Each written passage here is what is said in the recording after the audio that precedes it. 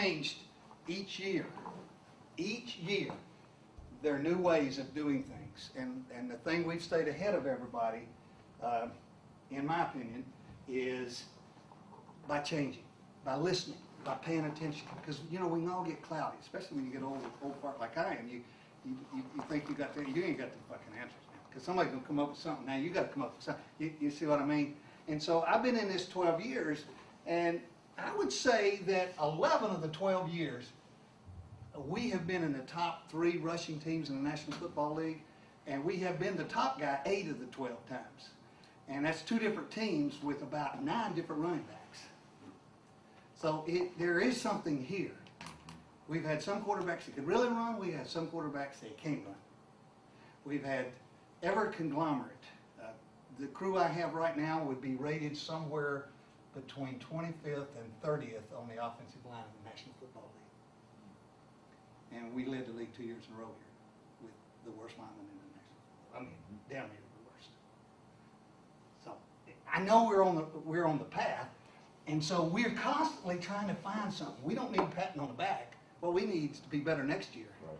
So you intrigue me because I set all the standards off of this concept. I ask in our system that I have that presence in some form or fashion. With this one behind that one at 7.5 to 7 3/4 yards. Now, I am intrigued with the possibility of him being here. Now, I will tell you, I am intrigued because of the human being I have right here, okay? And this guy can be off, and he can be moving. He can be anything possible for the system to work. Now, we have a lot of two-back stuff, which I don't think is what you're interested in at all. Is that right? Are you interested in having a fullback in front of that guy or beside that guy? A little bit. Okay. Well, it is another whole world, okay? But it's where we start with. Fullback, tight end. We start out with this as our base core. Right. First day teaching, okay? Now, you know what, Coach? I think we'd be better off in one back if we can get there. We'll be better off because we have more big plays in one back than we do in two back. Because when we put one in there, what do? Defensively? They squeeze them down, right? There's another guy down the hole. So, shit. I mean, but we start there because we start with the concept that we would like to have the ability to run wide zone both ways. Okay, so it doesn't confuse me to think in terms if I can get this guy set in that kind of circumstance. And the only reason I draw him in front of that guy is because I know the number of bad snaps is totally based on where the up foot of the quarterback is. The angle of the ball when his up foot never moves is so easy to catch and not have a bad snap. The minute you move that foot back, you help this, but you hurt that snap because that much off when I'm here compared to here is peanuts. That angle of trajectory is massive. And so I insist on that concept. What depth do you put? I don't know. You know, everybody differs. If I had mine, it'd be 4 yards. Okay? But we get it at 4.5. And we start seeing them rock. Because they want to get into the drop because the drops are different, right? The quarterbacks and drops are different.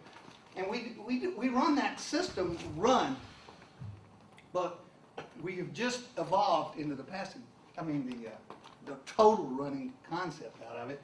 And so now I don't know where this guy will line up. I got to find all that up because remember we got landmarks, right? Because he could be over here just as well. And we want the zone concept to be run out of those structures. So the first film I put up is out of this with the ability to go there or go there, and the tight end could be on or off or moving. Okay, so you understand? It doesn't matter. And then we basically started with where's the force element? Where is the 8th guy? From all our study, where is he? Because see, we see no 7 in front. See, we see none, 0. They don't play cover 2 does. They don't play quarter coverage even. There's one of them motherfuckers right there, or he's right there somewhere. That's where he is. So if he's over there, we're coming over here. If he's over there, he's coming over here. But that's based on having this player. So what we're getting ready to talk about is how do we do the same concept without fucking all these guys up, where there is no guy to block for the weak side concept. Okay? Now that's where the reads come from. That's where the keeper comes from. That's where the nakeds come from. That's where. So we're stealing from you as you're stealing from us, because we're pretty good at doing this way. But we may be opening up something in pro ball that has never existed, and we were very interested in it. So I don't mind telling you that that's where we are. Question so far? Yeah, my question, Coach, is just, I'm just thinking that, you know, having gone through this once with you, Okay. is the best way for all of us in here to start, in your opinion, with a two-back mentality, just going through the base fundamentals of the play and then working our way one back, or where's the best way for us to bring this thing and from soup to nuts and bring it to it? We're about, our fullback played 54% of the snaps last year. Okay? So we're at a point where we have to choose, and he has to be the first one we start.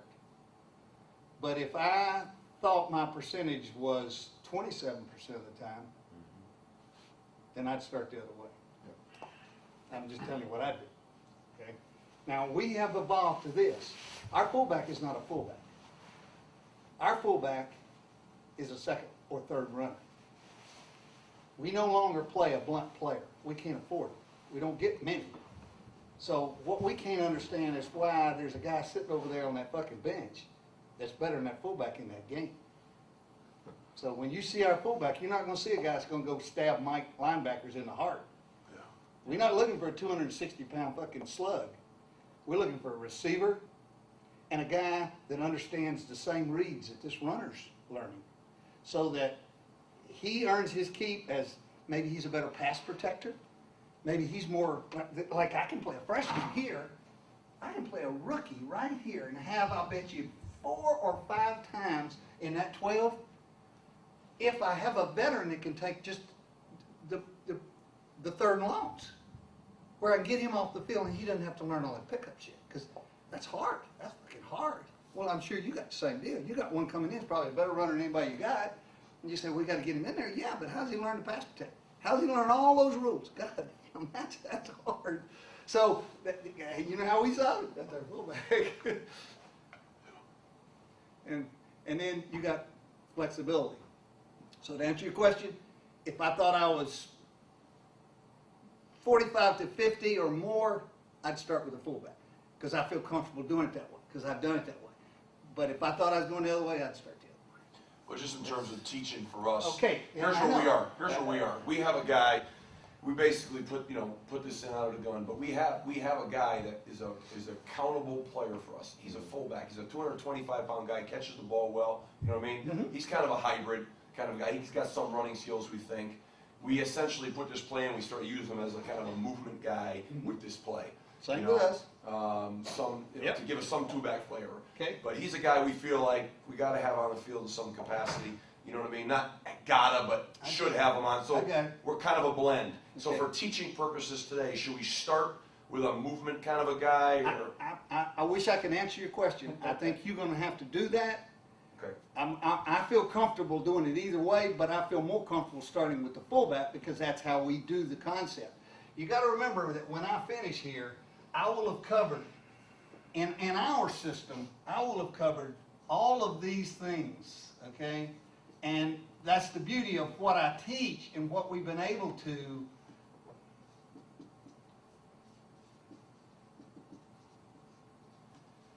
is these systems require fullback, and our system doesn't change because we're coming off the 1 yard line, or we got to put the game away at 4 minutes. Yeah.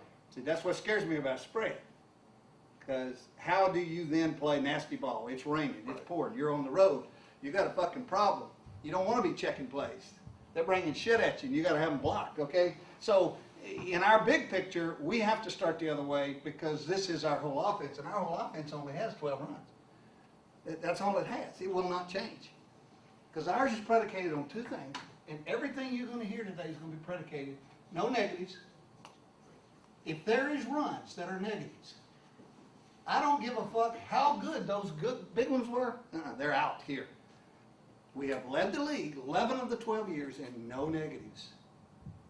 Now, I don't mean none, because there's always going to be a few, but we want to be the bottom team in negatives. And the reason we want to be there is we want to play the game where it's does not matter on first or second down what personnel we have on the field and whether we run or throw. It's irrelevant. It has no meaning for us. So if the run is a no negative, we never create third and real long. You see, so to throw on first and have an incomplete, we're going to take that puppy to 3rd and 6, 3rd and 5. We can keep operating. You see, so we don't care. We don't care what the play is. I mean, I really don't give a shit. I really don't care because we're going to get somewhere in that half category, and then based on talent, we want the big play, the big explosion play. And that is usually off personnel, okay? Now, we have led that 7 of those 12, and I wish that were higher. But the reason they didn't hire is because a lot of those years we did not have a prime guy, okay? But that's a 20-yard run. If we can lead in these two categories, to me, all that other shit takes care of itself. You know, now our offensive coordinator, Greg, who's come, you know, has a great career and great mind and understands, he's always talking about efficiency. I said efficiency, bullshit. I want no negatives and I want big explosions. So when I set this trend, I know that I can lead the league in big explosions if I'm in one back, but I'm going to have negatives. When I take this guy off the field, this other human being, who takes his place in reality? This one right here. He's got to be smart enough to know who can block which guys. So you can't put a guy in there that ain't smart. I don't give a fuck how good he is. If he sends us over this way and there's more than we got, how do we block them fuckers? Now, if I got a fullback, I don't care. I have a system. If he's over here, I got a system. I don't give a shit what they are. I got a system, okay? But when he goes off the field, this guy has to run the show. Because I got nobody that can block the 8th guy now, right? I got nobody that can block him coming off the edges. So there's a constant war going on. You heard the little jab today, you know, because he'd like that tight end flexed. Well, that's great. If you're throwing the ball, I'm going to block that motherfucking edge, you know. I got a little problem here. That's always an issue because this guy has to assume a role. He's already spending how many hours in the classroom? A bunch, just passing me. Now he's got to spend time in running. Okay. One of the toughest things I think we're seeing is implementing where Steve knows, you know, coming in and teaching us with the two-back system, how the two marry together. Okay. I will show you how to do that. And that, and maybe in teaching purposes, whichever you feel is the best to teach us first, Okay. and then have teach us how to marry them together. I'm going to show you how I do it. And this is going to be a little confusing, but it's the only way I know how to do it. And it's frustrating for Greg and some of our offensive coaches. It's frustrating for them because I can't see it the way they see it. I can only teach it the way I see it. And they get frustrated because I ask for certain things to be said or done, and they don't understand why that is, okay?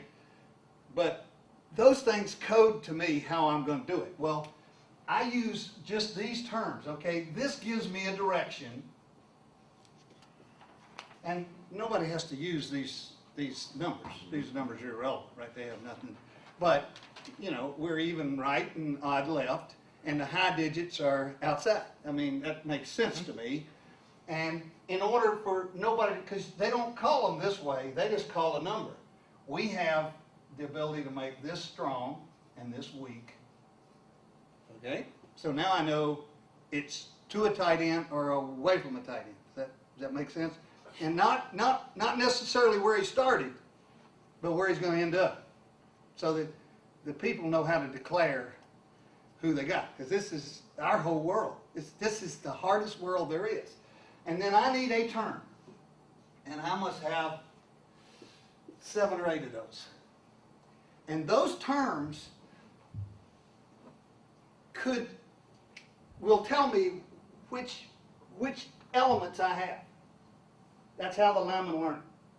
Well, they don't like my terms. They don't like them. And they would like them not there. But guess what? None of the fuckers know. They got the worst seat in the house. Right up there. And big fucking gorillas across from them. All is bigger than they are. They're in, the inside three are down stanches. You know, generally my center runs the show. Tackles help him with calls, but we gotta have a verbiage, and I got the worst seat. Now, if the quarterback wants to go to the line of scrimmage and take over that role, that word, that's fine too. But how many of them want to learn all the things that they got? You know, that ain't necessarily what you want to head to too. So that doesn't answer the question. So I have just through the years had a pocket of words that told us what we're going to do. And those words run one and two back. So that some of them are inclusive only with two backs, some of them are inclusive to one back. And they tell me who I spot and tell me if it's going weak or going strong, okay? Does that help you just a little bit? That's what we've done. And this is the shit. Now this is the real shit. If you're good at it, this is how they can figure it out, okay? So let's just start with the premise that we got some form of 4 down in here, okay? Let's just say that they're the 4 down linemen. It could be 3-4 too, which I'll take you through, you know, in concepts. But generally speaking, we see a 4 down system. Is that true with you guys, or do you see more 3s and 4s? We've seen more 3 because of who we are to start. I got you. Now, as we've gone to this, we'll probably start going back to seeing more 4 down. Okay. The reason the 3 is a problem for you is this world with this guy standing right there is a fucking disaster. Okay? So that's a telltale for us too. That overrules all his weak side rules. He can't run the ball to that side. Okay? He can't run the ball. He doesn't want to run keepers. He doesn't want to run nakeds. He doesn't want to run, because that guy can take him and hit him right now, and we got nobody to block him. We have no human being left to block him. But if it's a 4-man front, we still have the same designation problems. We got to decide which guy is our guy. All right. So, and notice I hadn't even put the rest of them up there, because to me that's irrelevant. It has nothing to do with it. If I'm in trips, 3 over there, in single here, or double, 2 here and 2 over there. I just need a guy in location for me. Then I can parallel it with 1 and 2 backs with the teaching. I don't like the 4 wide system because I don't have the way for my guys to know he is or isn't there. I don't know who's blocking that backside. And that confuses my guys. So that's why we have a strong and a weak term and a verbiage word. And there's a million of them. I shouldn't say maybe. There's 8 or 10, but there's 3 or 4 that tell me distinctly which is my guy. Does that make sense? Yeah. Now, if we start with a 4-man front, we have the potential of 3 more people that could be there. Okay? We don't know, but there could be 3 more people. If they've got 3 and we're in 1 back, they got 1 more than we got, is the way we teach our concepts. So for us, that is always a Mike concept for us, okay? And we automatically can look at that Mike concept and know that we can go here, but we can't go there because we ain't got enough helmets to go there. Now, the minute this leaves with, say, double and goes out to here, you see, then we're fine. And so our designation of that player is the crucial word that tells us in strong and weak whether we can. And of course, it could be that the formation is such that it's this way, right? And he's out there. It's the same deal. I got to know that person. If it's what we call base personnel, then we are in theory, my center's in a Mike declaration. And a Mike declaration, the way he's taught is, this is the Mike backer. Hey, Brenda, this is the Mike player that we practice against, that we have a jersey on, because they have base personnel on the field. And to me, I don't really care who else on our offense is out there, because I don't make them learn that. I don't make them, all they need to know is strong and weak, and they need to know whether we got enough helmets and which guys we're going to, okay? So for me, I know right now the term that tells me I have this guy instead of that one because that's no longer Mike. That's a term I have to be able to deal with. And that word quickly comes up, and that tells these they got that one, and these they got that one. If they're all in there, and this poor boy right here, he's got a soft stomach because we ain't got enough helmets. We can take the ball over there. We can take it over there, but we got to chase the backside guys because that's in a Mike concept. But the very minute one of these guys leaves, I want to know, is he substituted for or not? Is it a DB that came in and a linebacker that left?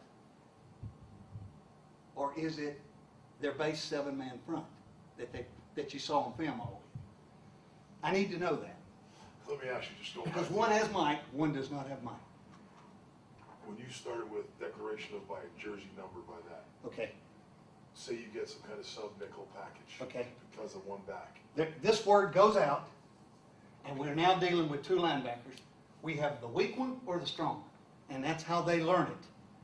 We still practice it with jersey numbers, but they're looking at it that the minute it's substituted package, we never might call it. It's nickel called.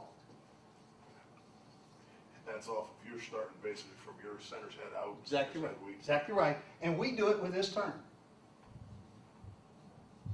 Nickel, 19, weak, with a turn. Nickel, 18, strong, with a turn. So you tag in the nickel if you go to a one back. Well, no, not necessarily, because remember, you may not know, did they sub or not? My guys won't, but the quarterback and the people sitting up there in the box, we're paying a fucking salary, can surely look down there and see they're in nickel personnel. So when you go to the huddle this time, quarterback, call it nickel 19 week. You call it nickel 19 week, I got this guy right here. I'm not tied to my concept. That's the way I can blend my 1 and 2 backs. It's But just, no, does that make sense? That's a big thing for us going. Oh, I know it is. I know it is. We And do. see, nobody else understands that problem. They don't understand that your guys, they can't see that. They don't see guys, they see guys running on and off the field all the fucking time, right? Yeah. Sometimes they're subbing rushers. Sometimes they're subbing guys, fuck, here they come in. But somebody up there has to say, hey, when 54 leaves and 27 comes on, we nickel call the huddle. And that's how we do it. Now, that tells me how to block the play. If they're in regular, a Mike connotation, and they start removing one of the base people, we don't call that nickel because now we're tied to a Mike number. And the center has the Mike fucking player. Then the quarterback has to be able to one back to count them and say, we can't go over there, we got to go over here, or we got to throw it, we got to do something differently. So that verbiage is how we deal with it. And we have a whole bunch of ways of doing it, and that's what we're going to put on and let you see how would you call this and what would you call it. You see what I mean? And so, and these are the 2 plays we're going to run. We're going to run them and run them and run them and run them and run them. And now I'd like to see, can we do it like this? Because I'm going to tell you, I got one right here, guys. It's scary. I mean, that motherfucker is scary. So if I could add to his cause, then this trip's more important for me than it is for you because I got all this. I got a room full of these guys. They can figure that shit out because we built a table big enough for 1 and 2 backs. So to answer you, yeah, if you're going to be more 1 back than 2, I'd start there.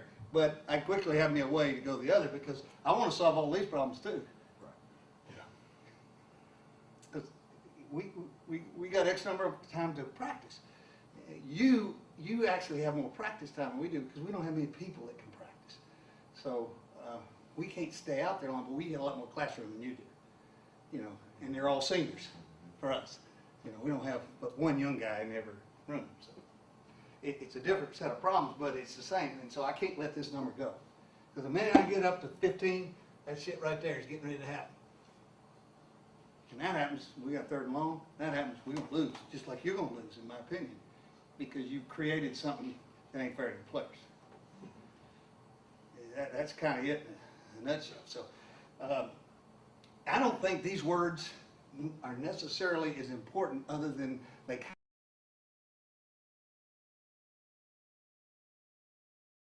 kind of make sense. They kind of make sense. Like one of our words right here is this, okay? that word to me is descriptive because it tells me we block the people in the box. So when I call it strong, it could be nickel, it could be just box, it could be every way, but we know we don't have any fucking body that ain't in there.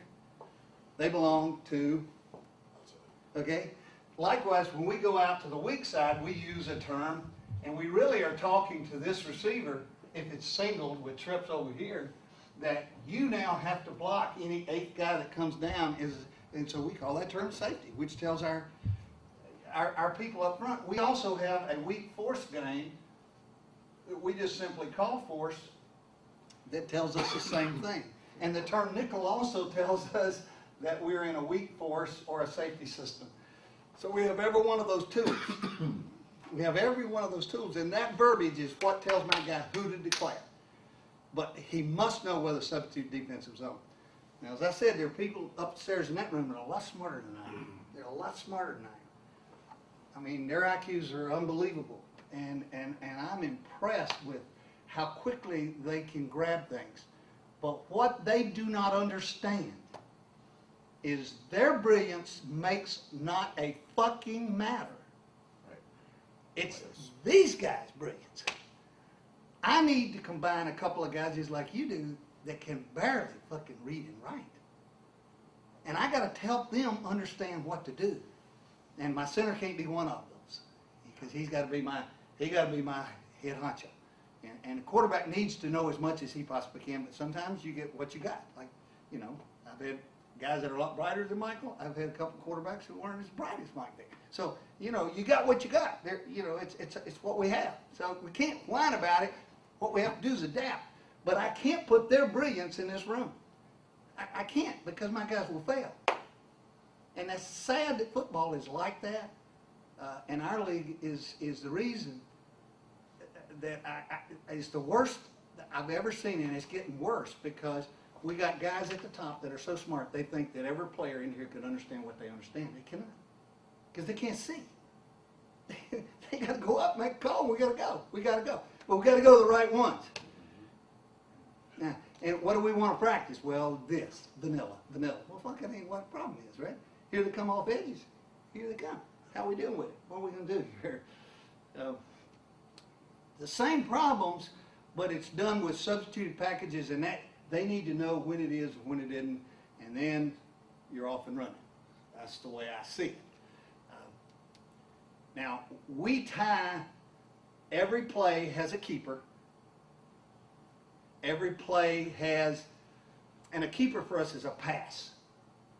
Does that make sense? Mm-hmm. And we got to get together on a couple of words, but we have a keeper where he's protected, and we have a naked where he has no protection, and we have a QB keep.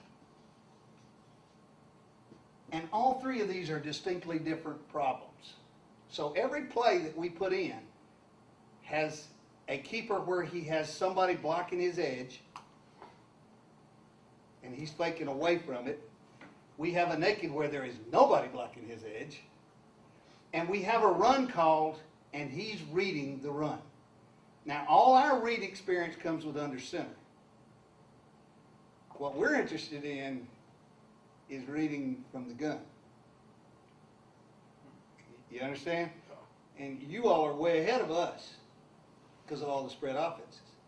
Now, Greg Knapp's up there already having, a 5-6 day study on Ohio State, Texas, Georgia, West Virginia. He's doing what you're doing backwards. Because if he can get it, it's even easier because, see, the difference between our stuff like this is our quarterback turns his back rather than sees the face of it. So when you see him, you're going to say, how the fuck does he know to do that? Well, that takes the guy upstairs and Greg being really, really bright and trained. But they also chase the ball more when he isn't threatening them. Right. Okay? Same thing's going to happen with us because our guy is a bigger threat than our runner. Okay? He's a bigger threat. So we want to use him as much of a decoy as we possibly can. And so we've got to fit all that into this system.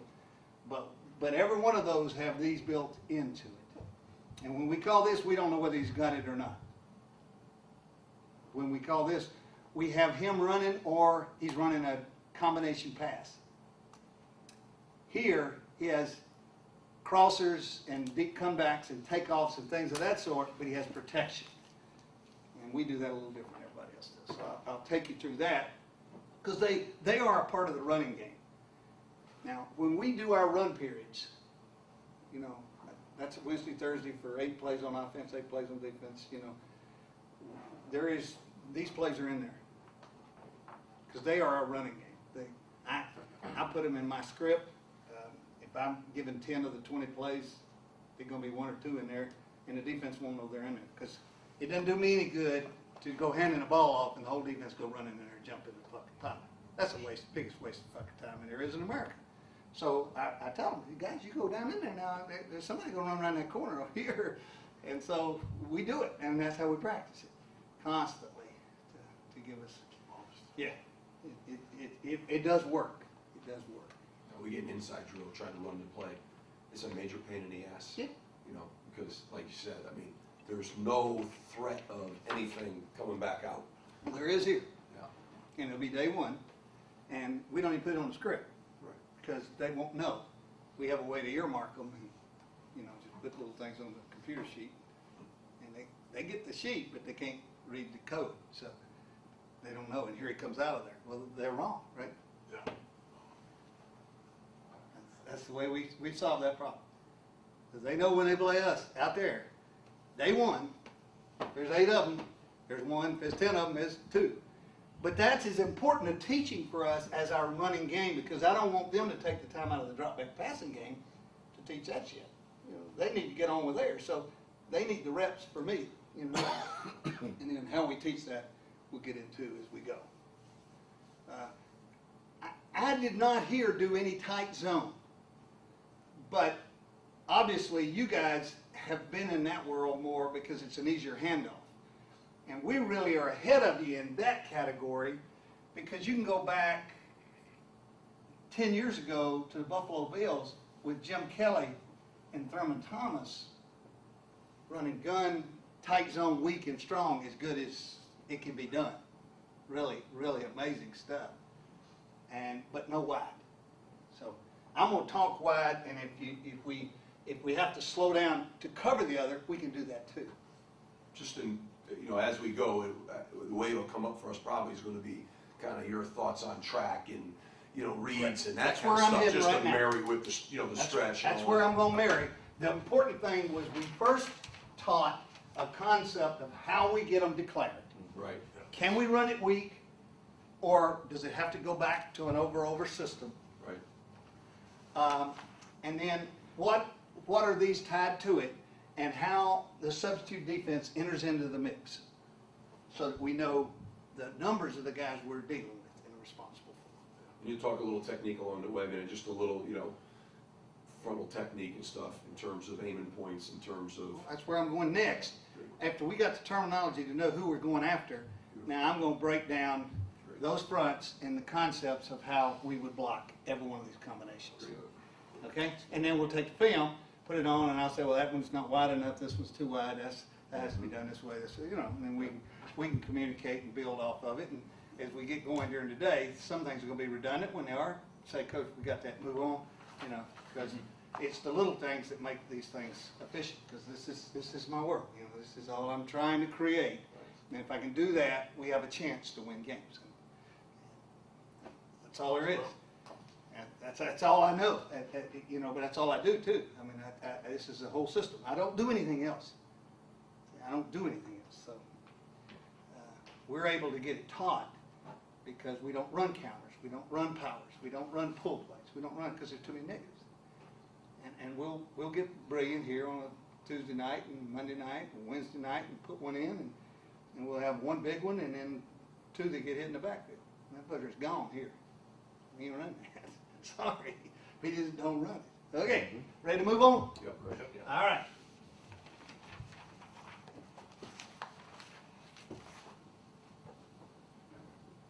Now, the way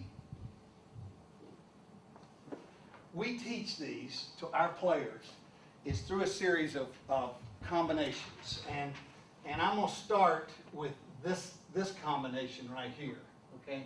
And that's the tackle tight end combination. If I had my druthers, I'd rather he be slightly off than up, but we have to start somewhere, so we start up. We start up. And every time an adjacent player works with a guy, the same technique goes on. So the words we use when a tight end works with a tackle, and the words we use when a guard works with a tackle, and the words we use when a center works with the guard, to the play side of a play is the same teaching landmarks, okay? And the base landmark for us tells us that the down lineman steps, and his feet will always be somewhat different, but his helmet must aim at the helmet of the adjacent player. So that's true of the guard, the tackle, and the center. They got their helmet aiming at the defender's helmet. And as I said, I don't want to drop step to the front side of any plays. So where does his foot go in order for his helmet to go there? I used to make a big point of that angle, but everybody's feet are so different.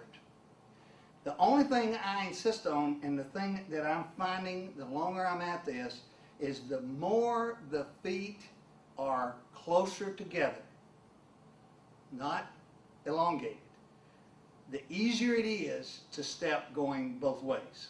And the easier it is to get the hat placement in the right spot. So you're going to see my guys not in a kicked stance near as much as most people's. In your stance, you're talking more In other parallel. words, more parallel. if I'm the right player and they get in this, we got a problem. We got a real problem. I need that to get closer More parallel. to a parallel. They won't be parallel because rights are right and lefts are lefts. That's just kind of the way we structure it. But you got to be very careful that if this foot's way back here, that's not too bad, but how about when we go this way? You understand what we just did? And what about width? Again, we don't have as much weight forward, and when I put a film on, you're going to say, I can't tell run from pass, and that's what we aim for. We do not want it to be seen as to what we are. We do not want that seen. And if there is no tight end, we are up. If there is a tight end, we're down. And if we know he's coming, we're down.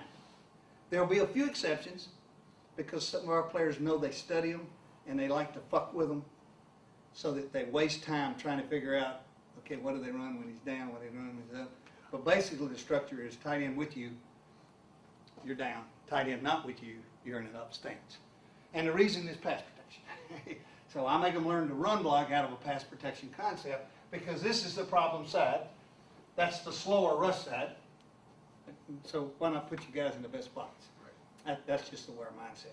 But if we knew this was coming over here, that guy very well may be down. Because he's got to put his helmet on that fucking guy's helmet when we start out the concept. If the tight end is adjacent to you, you get there pretty much together, and you have to work the shit out of that. But it's crucial because this is our read.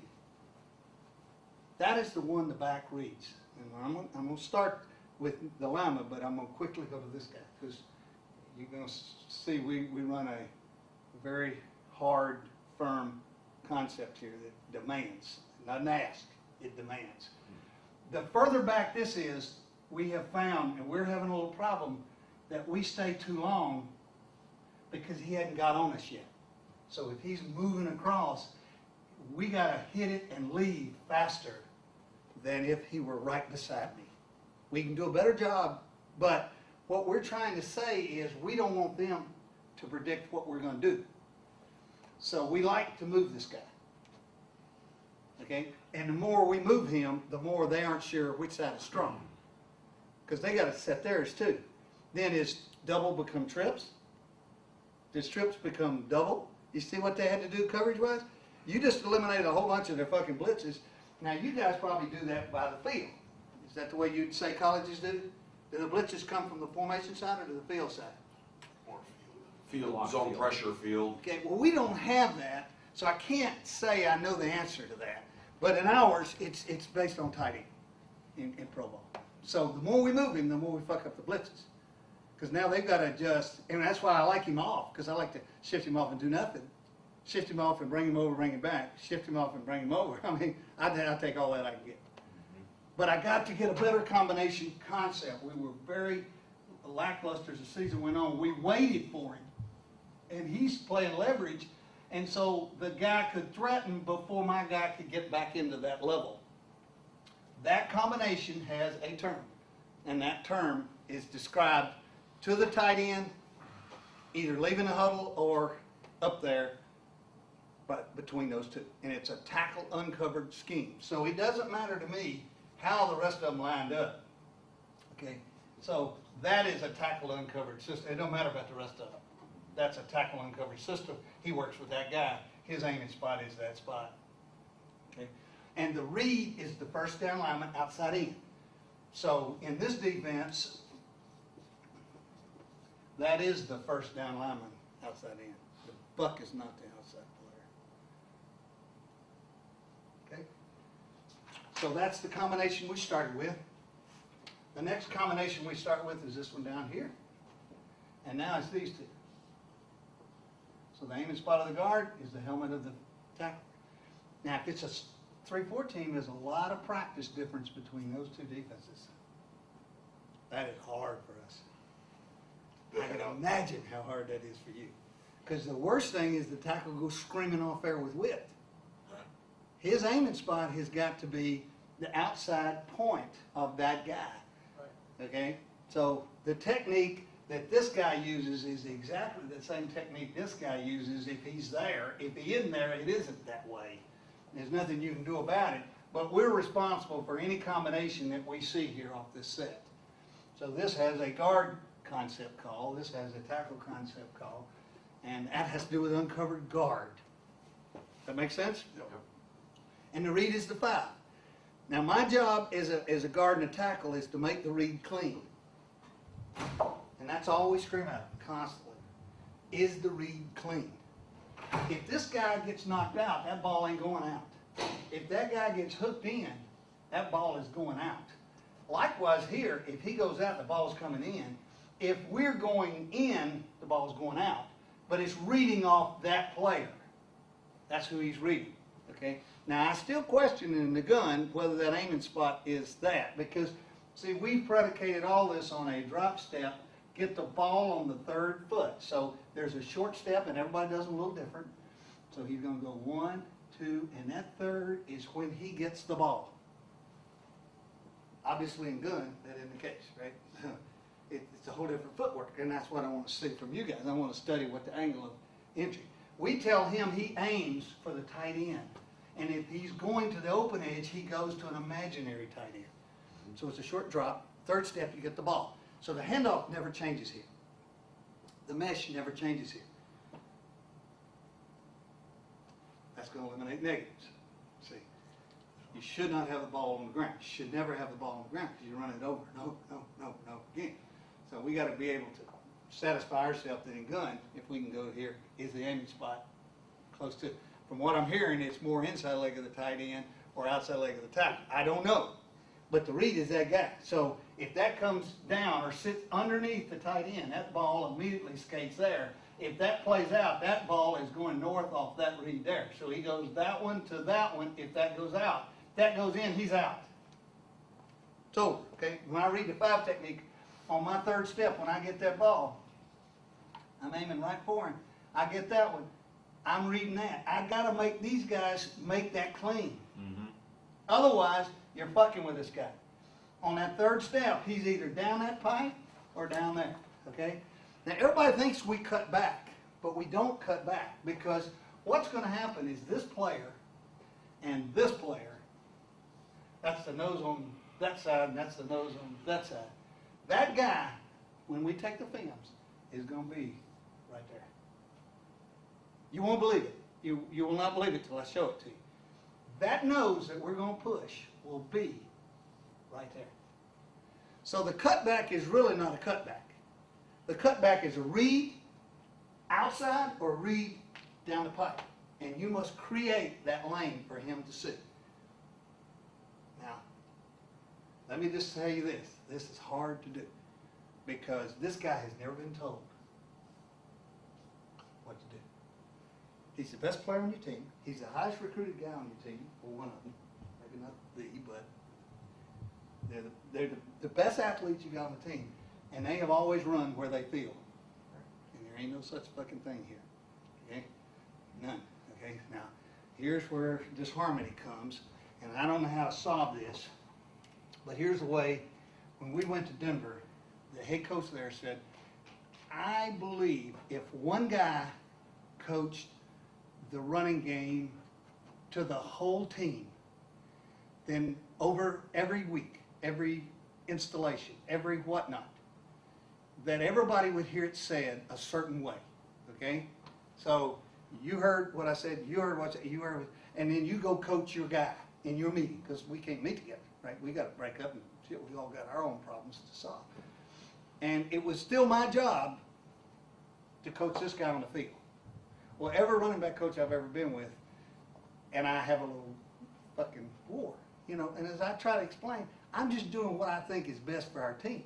I'm trying to tell him he read it wrong or read it right. Well, now here's what happens.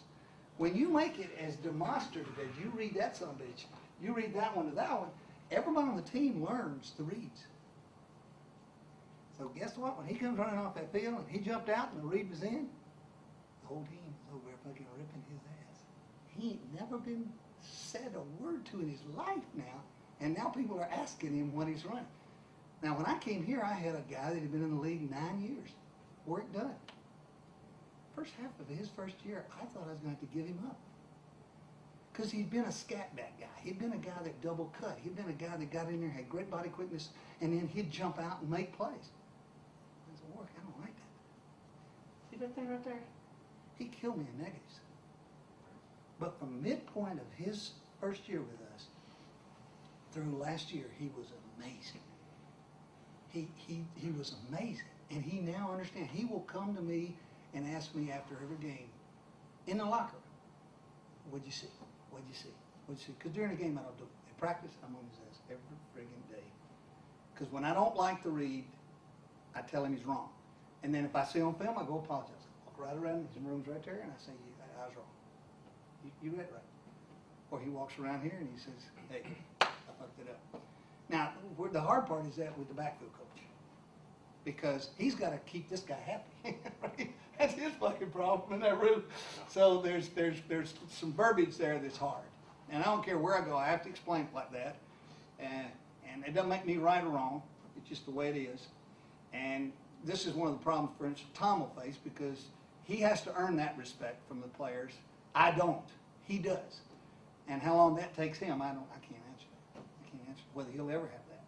The guy last year would never do that. The guy at Denver does not do it now. And Bobby Turner's been there with him the whole time. But he and I would clash because I didn't like the reads. I didn't like the fucking reads. I want the read to be clearly a one-cut read. It's either bounce out or it's go downhill, okay? And then it's my job to block the backside of the defense and give them a chance by stretching the whole defense over. And our quarterback, right there, we asked for a hard 2 to 3. As the season progresses, that gets sloppier and worse. He gets tired of it. We don't ask him to run. We just ask him to burst and to look. Do they have him? Obviously, if we can read it and we're in gun, then we're way ahead. So I'm really excited about that process. But you're going to see some on film, and I'll say real quickly, he cheated me. Because he's got to hold the backside, because I run no counters. I run none of those. There ain't no counters. He is the counter. He is this system. So we want our best athlete with the ball going that way, and our next best athlete with the ball going the other way. That's the way it was all set up. And it has changed as we've gone through it, but these base premises have not changed. Now, the very minute, and I want to talk about this technique of the combination guys so that, Steve, you feel comfortable. But we see a lot of this defense where the nose is in a position that he's no longer on the center, okay?